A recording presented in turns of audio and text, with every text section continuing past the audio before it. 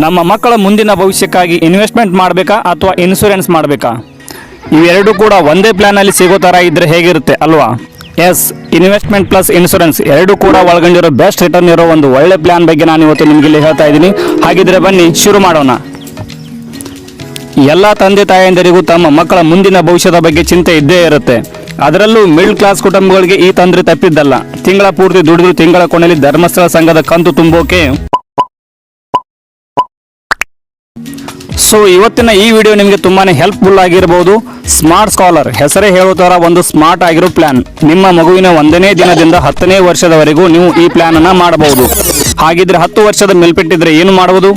ಆವಾಗ ಈ ಪ್ಲಾನ್ ಅಲ್ಲಿ ಇನ್ವೆಸ್ಟ್ ಮಾಡೋಕೆ ಆಗಲ್ಲ. ಅದಕ್ಕೂ ಕೂಡ ಬೇರೆ ಒಂದು ಪ್ರಾಡಕ್ಟ್ ಪ್ಲಾನ್ ಇದೆ, ಅದನ್ನು ಕೂಡ ನೆಕ್ಸ್ಟ್ ವಿಡಿಯೋದಲ್ಲಿ ಹೇಳ್ತೀನಿ. ಇವಾಗ ಸ್ಮಾರ್ಟ್ ಸ್ಕಾಲರ್ ಪ್ಲಾನ್ ಅಪ್ಲೈ ಆಗೋದು ಕೇವಲ 10 ವರ್ಷದ ಒಳಗಿನ ಮಕ್ಕಳಿಗೆ ಮಾತ್ರ.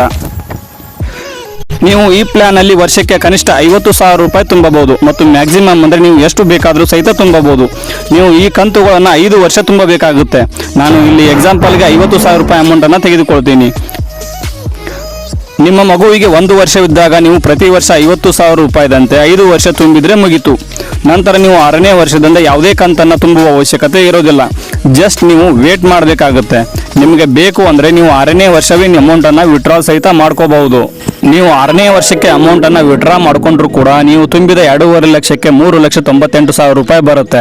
ಅಂದರೆ ನಿಮಗೆ ಇಲ್ಲಿ ಆಲ್ಮೋಸ್ಟ್ 70% ರಿಟರ್ನ್.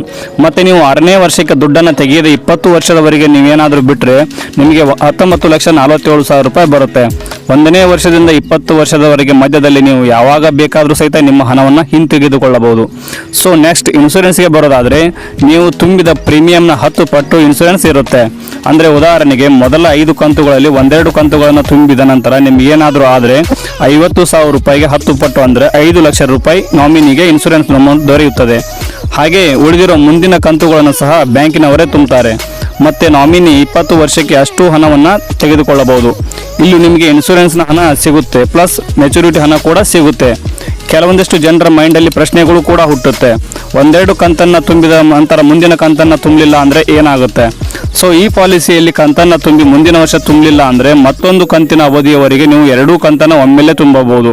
ಬಟ್ ನೀವೇನಾದರೂ 3ನೇ ಕಂತನ್ನು ಸಹಿತ ನೀವು ತುಂಬಲಿಲ್ಲ ಅಂದರೆ ಅಲ್ಲಿಗೆ ನಿಮ್ಮ ಪಾಲಿಸಿ ಕ್ಯಾನ್ಸಲ್ ಆಗುತ್ತೆ ಮತ್ತು ನೀವು ತುಂಬಿರೋ ಹಣಕ್ಕೆ ಬ್ಯಾಂಕ್ನ ಇಂಟ್ರೆಸ್ಟ್ ಸಹಿತ ಹಾಕಿ ನಿಮಗೆ ನಿಮ್ಮ ಅಕೌಂಟ್ಗೆ ಜಮಾ ಮಾಡ್ತಾರೆ.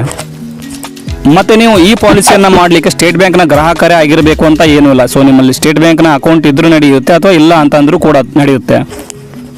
ಬಟ್ ಬೇರೆ ಯಾವುದಾದ್ರೂ ಬ್ಯಾಂಕಲ್ಲಿ ನಿಮ್ಮದೊಂದು ಅಕೌಂಟ್ ಇರಲೇಬೇಕಾಗುತ್ತೆ. ಯಾಕಂದರೆ ಗೌರ್ಮೆಂಟ್ನ ನಿಯಮದ ಪ್ರಕಾರ ಮೆಚುರಿಟಿ ಅಮೌಂಟ್ ಆಗಿರ್ಬೋದು ಅಥವಾ ಇನ್ಶೂರೆನ್ಸ್ ಅಮೌಂಟ್ ಆಗಿರ್ಬೋದು ಯಾವುದು ಕೂಡ ನೇರವಾಗಿ ನಿಮ್ಮ ಕೈಗೆ ಬರೋದಿಲ್ಲ. ಅದು ನೀವು ಕೊಟ್ಟಿರ್ತಕ್ಕಂಥ ಬ್ಯಾಂಕ್ ಖಾತೆಗೆ ನೇರವಾಗಿ ಜಮೆ ಆಗುತ್ತದೆ. ಆದ್ದರಿಂದ ಯಾವುದಾದ್ರೂ ಬ್ಯಾಂಕ್ ಖಾತೆಯಲ್ಲಿ ಒಂದು ಅಕೌಂಟ್ ಹೊಂದಿರಲೇಬೇಕಾಗುತ್ತೆ.